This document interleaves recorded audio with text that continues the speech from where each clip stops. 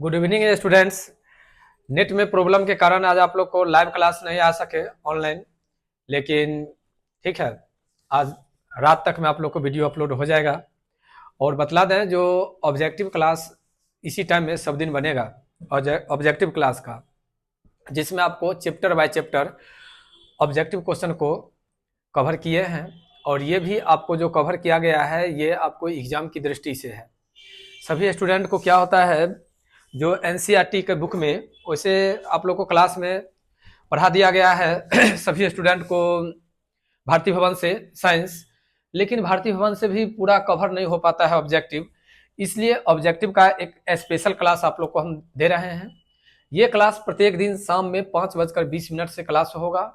और आप लोग ऑब्जेक्टिव का क्लास, सब्जेक्टिव के क्लास यानी थ्योरी जो होता है, क्वेश्चन आंसर के जो क्लास होते हैं, उससे थोड़ा ज़्यादा इस पर ध्यान देंगे, क्योंकि इसमें आपको ज़्यादा मेहनत नहीं है और मार्क्स सबसे ज़्यादा है। ये मैथ की तरह होता है, जैसे मैथ में हल्का भी कहीं पे आपको गलती होगा तो 1 नंबर कट जाएंगे, उसी प्रकार से एक ऑब्जेक्टिव अगर गलत हुआ तो आपको 1 नंबर कट जाएंगे।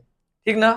तो आप लोग एकदम फुल कॉन्शियस होकर के और तैयारी कीजिएगा, और तैयारी करने में देखते रहिएगा क्या है जो हम टाइपिंग करवाए हैं। ठीक है, ये जो पीपीटी फाइल तैयार हुआ है, तो पीपीटी फाइल में कहीं पर स्पेलिंग वगैरह गलत होती है, हर्षी दीर्घी गलती होगा, ऑप्शन में कहीं अगर आगे पीछे हो गया तो थोड़ा आप लोग कमेंट करके जरूर बताइएगा, हम इसमें करेक्शन करवा करके इसको हम सही करवा देंगे। ठीक है। दूसरी बात, जो अब आप लोग को एग्जाम की ज्यादा दिन तैयारी नहीं बची हुई है, इसलिए जो समय बचा हुआ है जो एग्जाम का, उसमें आप लोग जोर शोर से और मन से तैयारी कीजिए। आज आप लोग को हम जैव प्रकर्म बायोलॉजी का जो एक पार्ट है, उस पार्ट का हम लेकर के आए हैं ऑब्जेक्टिव, और ये ऑब्जेक्टिव आप लोग को हम कवर करवाते हैं। ठीक है, ध्यान दीजिएगा अच्छा से, मन से। बीच बीच में आप लोग को, ठीक है, 1-2 क्वेश्चन छोड़ भी दिया करेंगे, ताकि उसका आंसर आप लोग कमेंट बॉक्स में देंगे और हम आप लोग को बतलाते चलते हैं। कोशिश करेंगे समझा समझा करके आप लोग को क्वेश्चन आंसर करवाते चले। ठीक है, यानी ऑब्जेक्टिव का कवर करवाते चले। आप सभी स्टूडेंट इसका जो कवर करेंगे तो इसका भी 2-3 बार प्रैक्टिस करेंगे। ठीक है, इससे क्या होगा, आपको पूरा का पूरा कवर हो जाएगा ऑब्जेक्टिव। और ऑब्जेक्टिव में अगर आप बना लेते हैं, ऑब्जेक्टिव में पूरा का पूरा अगर बना लेते हैं तो समझते हैं ना, 40 नंबर का आप लोग का ये तैयारी है। ठीक है, तो 40 नंबर ये तैयारी हो जाएगी आप लोग को। और उधर एक आप लोग को बनाना रहेगा फिगर, तो 5 नंबर तक 40, 5, 45, और फिर और थ्योरी से होंगे यानी क्वेश्चन आंसर होंगे। फिर 20 नंबर आपको प्रैक्टिकल में मिलेगा। तो सब मिला करके आपको फर्स्ट डिवीजन, लेकिन हाँ ध्यान रहे, फर्स्ट डिवीजन की तैयारी नहीं करने के लिए आए हैं, और हम भी आप लोग को फर्स्ट डिवीजन की तैयारी करवाने के लिए नहीं आए हैं। कम से कम 450 नंबर के लिए व्यवस्था जब हम फुल आप लोग को दे रहे हैं, तो आप लोग भी मन लगा करके इसकी तैयारी कीजिएगा। ठीक है, देखिए, सबसे पहला क्वेश्चन अभी जो आप लोग को चालू होता है, ये होता है जो प्रकाश संश्लेषण, प्रकाश संश्लेषण क्रिया में ऑक्सीजन बाहर निकलता है। ठीक है, जल से बाहर निकलता है, कि कार्बन डाइऑक्साइड से बाहर निकलता है, कि ग्लूकोज से बाहर निकलता है, कि डिक्टियोजोम से निकलता है। ये 4 ऑप्शन है, तो आप सभी आदमी जानते होंगे जल से निकलता है। किससे निकलता है प्रकाश संश्लेषण? जल से निकलता है। तो प्रकाश संश्लेषण क्रिया में ऑक्सीजन कहां से निकलता है, अगर ये ऑप्शन अगर आप लोग को पूछ दिया जाए तो ध्यान रखिएगा, इसका आंसर क्या होगा? ए, जल से।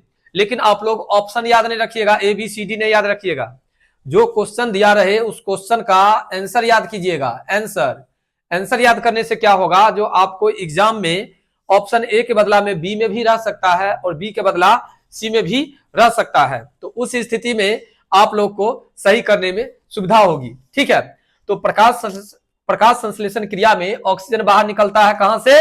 जल से निकलता है। कहां से निकलता है? जल से। अब देखिए इसका दूसरा क्वेश्चन में ध्यान दीजिएगा। दूसरा क्वेश्चन कहता है कूटपाद किसमें पाया जाता है। अगर आपका क्वेश्चन रहे कूटपाद किसमें पाया जाता है, अंदाज लगाइए आप लोग, कूटपाद किसमें पाया जाता है। ठीक है, अगर क्वेश्चन रहे कूटपाद किसमें पाया जाता है, और रहे नहीं, आपके सामने में है भी, 2016 में ये क्वेश्चन पूछा भी है, तो पैरामेशियम है, यूग्लिना है, अमीबा है, और इसमें से कोई नहीं, तो इसका आंसर क्या होगा? अमीबा। लिखने वाला कहां गया भाई? हाँ, रेड है, कलर कहाँ है जी? कलर ऊपरे में है कि?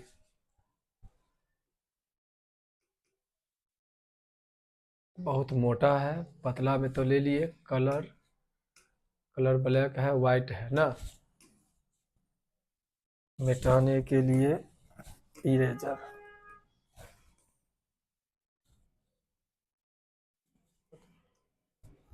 तो इसका आंसर क्या हो जाएगा?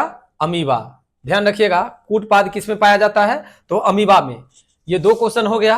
अब देखिए तीसरा क्वेश्चन क्या कहता है, एकदम धीरे धीरे अस्थिर से पढ़िएगा। पत्तियों में गैसों का आदान प्रदान कहां होता है? तो पत्तियों में गैसों का आदान प्रदान सिरा द्वारा होता है, रंध्र द्वारा होता है, मध्य सिरा द्वारा होता है, इसमें से कोई नहीं होता है। तो इसका आंसर क्या हो जाएगा? रंध्र द्वारा। याद रखिए, ये आंसर गलत है, ये आंसर गलत है और ये आंसर गलत है। पत्तियों में गैसों का आदान प्रदान किसके द्वारा होता है? रंध्रों के द्वारा। किसके द्वारा होता है? रंध्रों के द्वारा। ठीक है, देखते जाइए फटाफट। चौथा क्वेश्चन कहता है कि मड परीक्षण के लिए हरी पत्ती पर आयोडीन डालने से पहले पत्ती अल्कोहल में उबाला जाता है। ठीक है, तो पत्ती को घोलने के लिए या आपको, ठीक है, क्लोरोफिल को घोलने के लिए, पत्ती को मुलायम करने के लिए, कि इसमें से सभी के लिए? अब 4 ऑप्शन है, पहले समझ लीजिए कि मड परीक्षण के लिए हरी पत्ती पर आयोडीन डाला जाता है। आयोडीन जानते हैं, नमक। डालने से पहले पत्ती अल्कोहल में उबाला जाता है। काहे अल्कोहल में मतलब उबाला जाता है? तो क्लोरोफिल को घोलने के लिए। किसको घोलने के लिए? क्लोरोफिल को घोलने के लिए। याद रहेगा ना? ठीक है, चौथा का आंसर क्या होगा? बी, क्लोरोफिल को घोलने के लिए। अब देखिए चौथा क्वेश्चन के बाद पांचवा क्वेश्चन। आप पांचवा क्वेश्चन क्या कह रहा है? स्लाइड को सर्वप्रथम कंपाउंड माइक्रोस्कोप से देखा गया था। स्लाइड को तो देखा जो गया था किस पर? 5x पर, कि 10x पर, कि 25x पर, कि 45x पर। अब ये 4-5 क्वेश्चन है, 4 गो।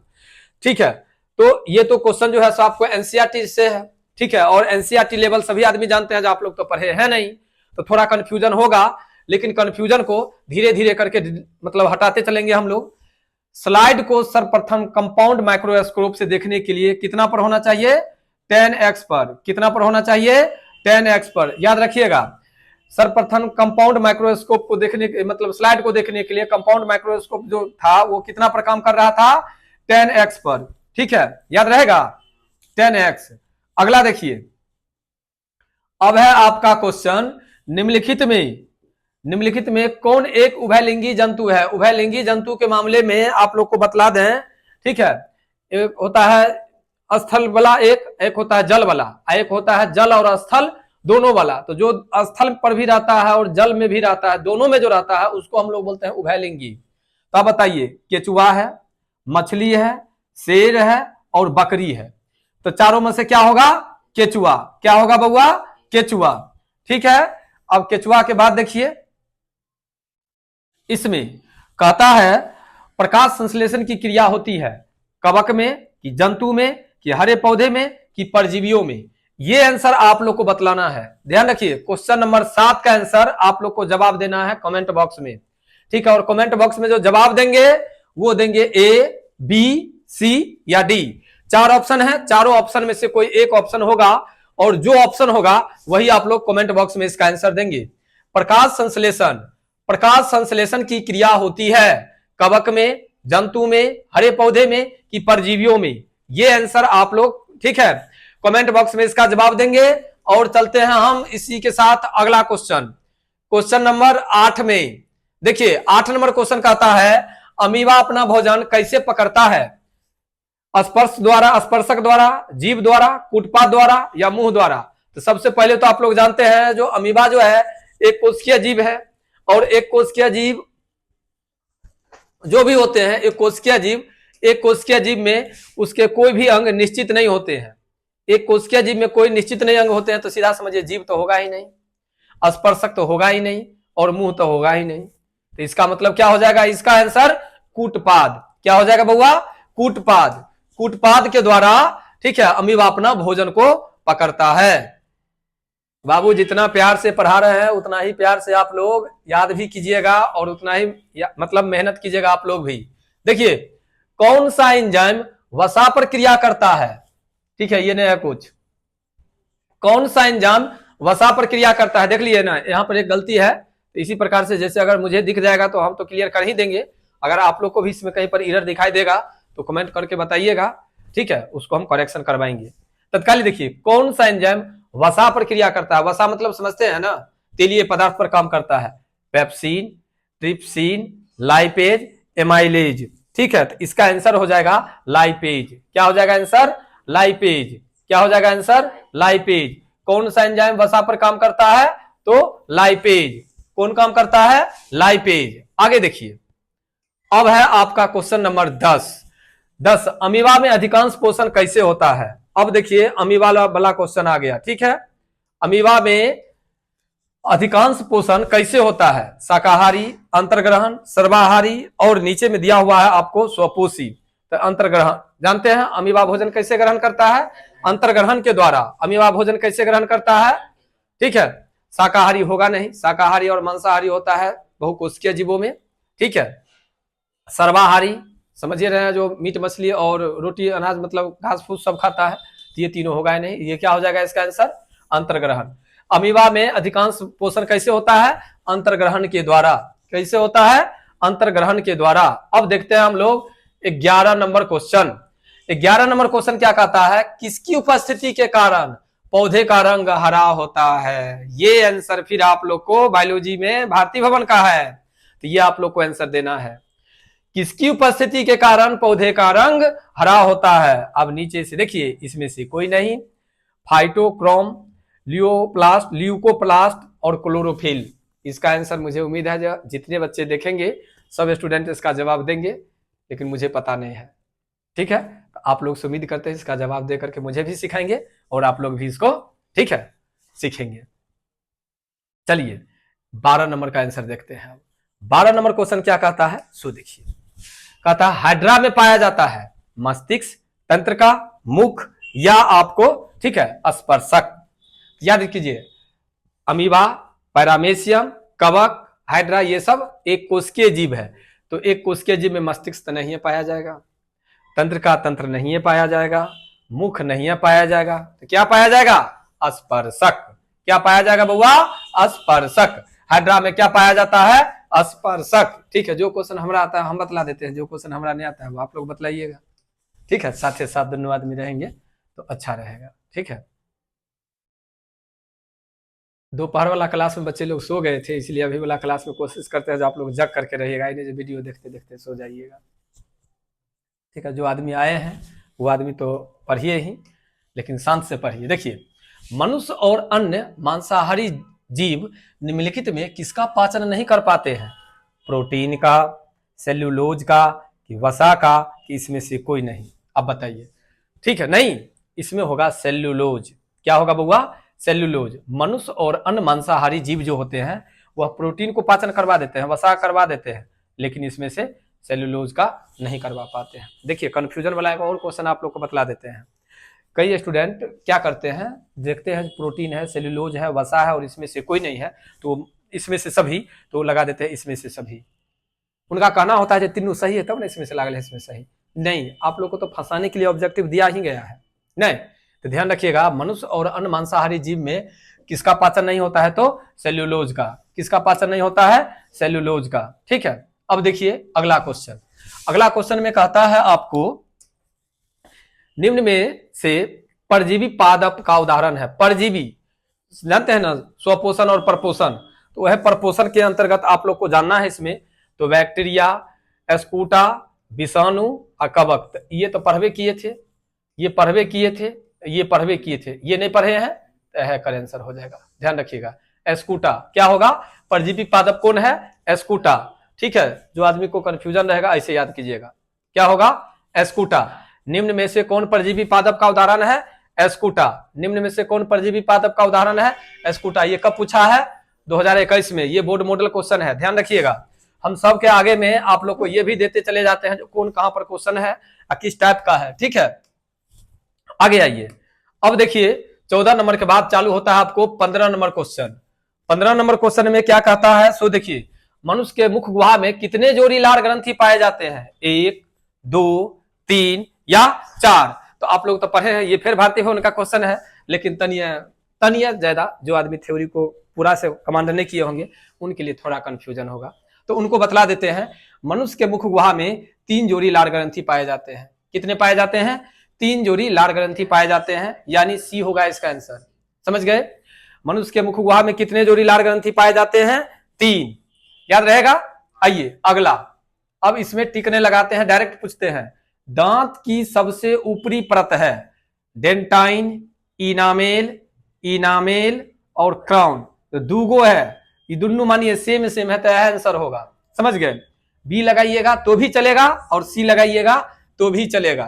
ठीक है, दांत की सबसे ऊपरी परत पर क्या जमा रहता है? इनामेल। यह जमले अगर रह जाएगा तो बात खत्म है, तब हो जाइएगा क्या जल्दी से बुढ़ा। चलिए अब है क्वेश्चन आपका, देखिए कितने भी आई है इसको। स्वपोषी पोषण के लिए आवश्यक है, 2015 में पूछा है, 16 में पूछा है, 19 में पूछा है, 21 में पूछा है, तो लगता है जो 26 में पूछवे करेगा। ठीक ना? स्वपोषी पोषण के लिए आवश्यक है, पर्णहरित चाहिए ही, सूर्य का प्रकाश भी चाहिए, कार्बन डाइऑक्साइड भी चाहिए, इसका मतलब इसमें से सभी। तो आपको क्वेश्चन नंबर 17 का आंसर क्या होगा? इसमें से सभी। कोई दिक्कत? स्वपोषी पोषण के लिए आवश्यक है इसमें से सभी, आंसर में इसमें से सभी मत बोलिएगा। पर्णहरित, सूर्य का प्रकाश, कार्बन डाइऑक्साइड। लेकिन जब ऑब्जेक्टिव क्वेश्चन है, तीनों अगर दिया हुआ है तब लिखेगा इसमें से सभी। ठीक है, आगे आइए। देखिए अब कहता है मैग्नीशियम में पाया जाता है। मैग्नीशियम पाया जाता है किस में? क्वेश्चन है आपको, मैग्नीशियम पाया जाता है क्लोरोफिल में, लाल रक्त कण में, वर्णी लवक में, श्वेत रक्त में। तो सबसे पहले समझ लीजिए मैग्नीशियम, Mg। तो लाल रक्त में तो पाया नहीं जाएगा, लाल रक्त में क्या पाया जाता है? हीमोग्लोबिन। ठीक है, वर्णी लवक, तो वर्णी लवक में होगा ही नहीं। और श्वेत रक्त, तो श्वेत रक्त जो ऊपर में होते हैं, ठीक है, पानी टाइप का नहीं होता है, उसमें नहीं। तो किस में पाया जाएगा? क्लोरोफिल में। मैग्नीशियम कहां पाया जाता है? क्लोरोफिल में। कहां पाया जाता है? क्लोरोफिल में। मैग्नीशियम कहां पाया जाता है? क्लोरोफिल में। याद रहेगा? आइए क्लोरोफिल के बाद आप देखते हैं क्या है क्वेश्चन अगला। देखिए कहता है यह आहार नाल का सबसे लंबा भाग है, छोटी आंत कि बड़ी आंत कि अमास है, इसमें से कोई नहीं। ये आंसर तो आप लोग जानते हैं, ये हम बायोलॉजी में भारतीय भवन के बुक में पढ़ाए हुए हैं, तो एक का आंसर एगो छोड़ देते हैं। ठीक है, अब आप लोग इसका आंसर बताइएगा। हम खाली क्वेश्चन याद रखते हैं जो कौन कौन के आंसर आप लोग बताते हैं। ठीक है, क्लास में भी हम पूछ लेंगे और क्लास के साथ साथ ठीक है कमेंट बॉक्स में भी देखेंगे जो आप लोग कौन कौन आदमी जवाब दिए हैं। क्वेश्चन 19 नंबर है, कहता है यह आहार नाल का सबसे लंबा भाग है। ठीक है, छोटी आंत, बड़ी आंत, अमास है, इसमें से कोई नहीं। अब इसका आंसर मुझे पता नहीं है, आप लोग को पढ़ाए थे भूल गए, आप लोग इसका आंसर मुझे सिखाइएगा। ठीक है, आइए तनिया आगे बढ़ जाइए, तनिया आगे बढ़ करके आ जाइए आप। अब क्या कहता है सो, ट्रिप्सिन एंजाइम का कार्य करता है कौन चीज का? आप 3 आदमी बताइए तो।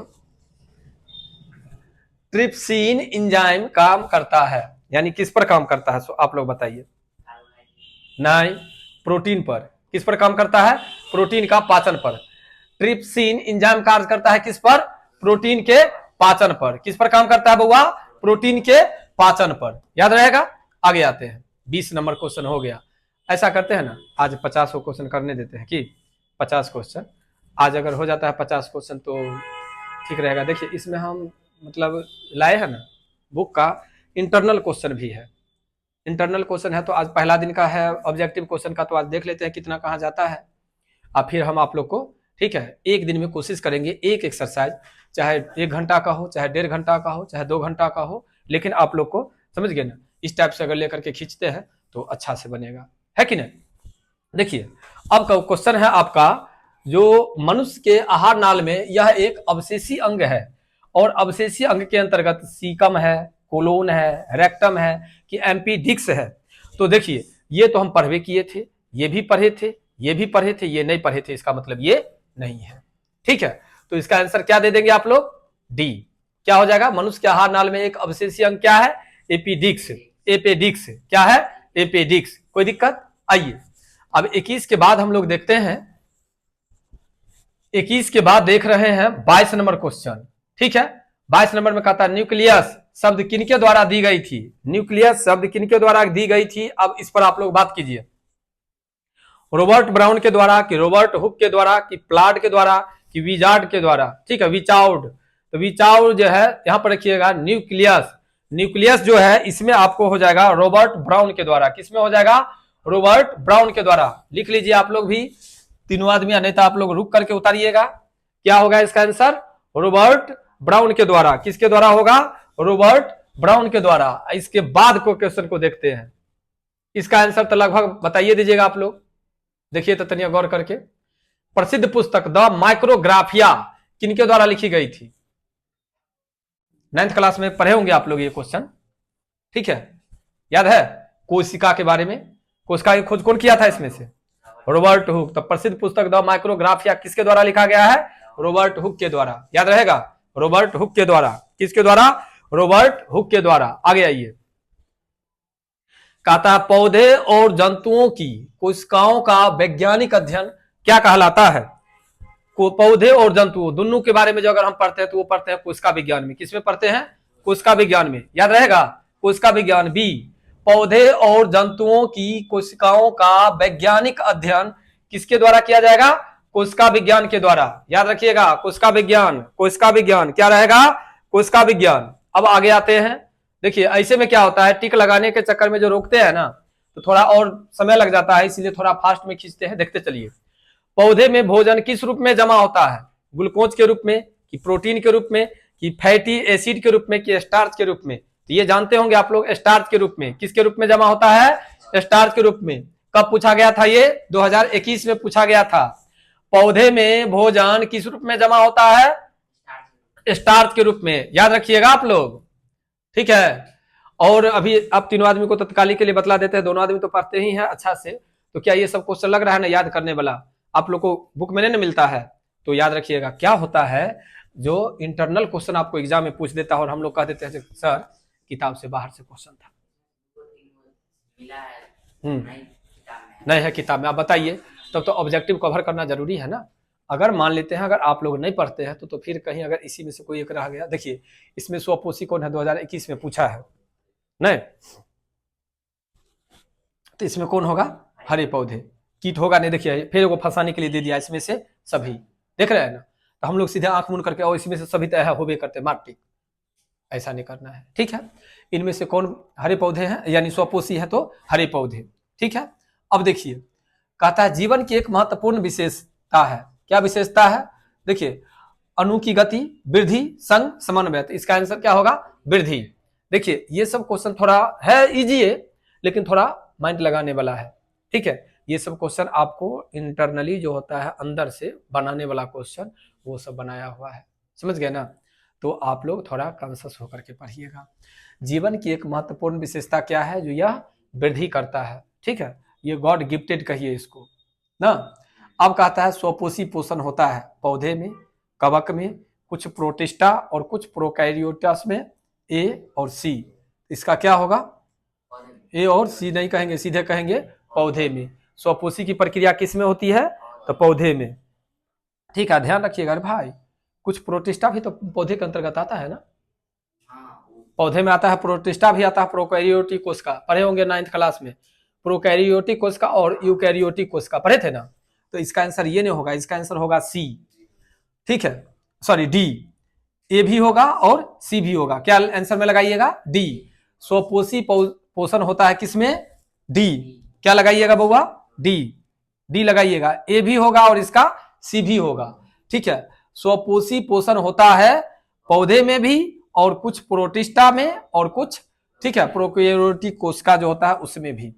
ठीक है, तो इसका डी आंसर दीजिएगा। आगे आइए, लिखिएगा क्या उसका? कर लीजिए ना, वैसे ही कर लीजिए, कोई दिक्कत नहीं है। ठीक है, अब देखिए एक वयस्क मनुष्य के कितने दांत होते हैं? 30 क्वेश्चन था इसमें। ठीक है, एक वयस्क मनुष्य के कितने दांत होते हैं? तो वयस्क मनुष्य का ये तो क्लियर है। अब 32 होता है तो एगो और देख लीजिए। मृत्यु उपजीवी मतलब मृत्यु उपजीवी का उदाहरण है अमीबा, गोबर छत्ता, अरहुल या अमरबेल। तो इसका हो जाएगा आपको कौन चीज, गोबर छत्ता। कोई दिक्कत? इतना तक इसमें रहने दीजिए आज के क्लास में। अब इसके बाद जो क्लास होगा आप लोग को अगला क्लास में हम बतलाएंगे तत्काली के लिए, ठीक है। इसमें भी अगर 30 क्वेश्चन में आपको कोई आंसर में डाउट अगर लगे तो आप लोग जरूर बताइएगा। 1-2 क्वेश्चन नहीं, 3 क्वेश्चन आप लोग को दिए हैं कमेंट बॉक्स में आंसर देने के लिए, तो उसका आंसर कमेंट बॉक्स में दीजिएगा और कोशिश कीजिएगा ये याद कर लीजिए। जो स्टूडेंट वीडियो देखेंगे वो स्टूडेंट उतार करके उसको ले करके आइएगा, क्लास में सुना दीजिएगा जो सर आप जो क्लास में पढ़ाए वो सब मुझे याद हो गया। अब यहाँ से हम लोग, ठीक है, 31 से कल के क्लास में देखेंगे। आज भर के लिए इतना ही रहने देते हैं। देख लीजिए, पौधे में प्रकाश संश्लेषण स्थान है माइटोकॉन्ड्रिया में, क्लोरोप्लास्ट में, यूकोप्लास्ट में, इसमें से कोई नहीं। तो एक और क्वेश्चन रहने देते, नहीं 30 से रहने दीजिए 30 तक, ठीक है। कल हम लोग आगे की ओर पढ़ेंगे। आज इतना ही में, फिर मिलते हैं आप लोग को कल के क्लास में। बाय।